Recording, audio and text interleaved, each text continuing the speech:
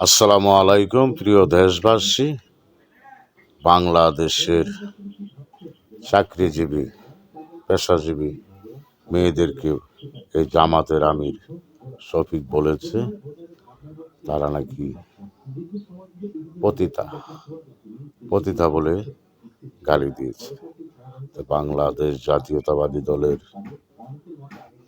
ছাত্র দলের ছেলেরা বা গার্মেন্টস কর্মী মেয়েরা যত রাত যা চাকরি পেশাজীবী মেয়েরা রাস্তায় নেমে তারা মিছিল করতেছে, শফিক তুই ক্ষমা চা, নারী নয় পতিতা। ক্ষমা চাইবে কেন?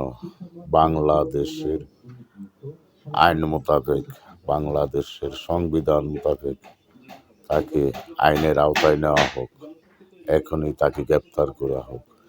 ওদের নেতাকর্মীরা যা বলে, যা বলা বলি করে সব ইসলাম বিদ্বেষী। তারা বাংলাদেশের সংবিধান ও আইনের বাইরে কথা বলে। তারা ইসলামকে তারা বাংলাদেশের ইসলামী দল মনে করে। তারা ইসলামী দল না, তারা অন্য জাতি, ভিন্ন জাতি। তারা বলে তাদেরকে ভোট দিলে জান্নাতে যেতে পারবে।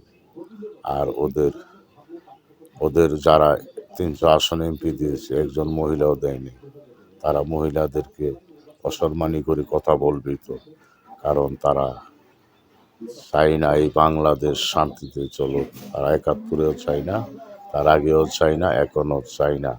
তারা 2026 সালে তারা 71-এর বদলা নিতে চায়। তারা যে রাজাকারের ভূমিকা পালন করছিল, তাদেরকে রাজাকার বলা হয়। বাংলাদেশের জনগণ তাদেরকে রাজাকার বলে। সেই বদলা নিতে চাচ্ছে তারা, পারবে না।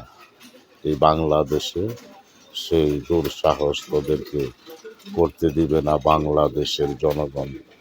সেই 71-এর মতো দাঁত ভাঙ্গা জবাব দিবে 2026 সালে ভোটের মাধ্যমে তোদেরকে।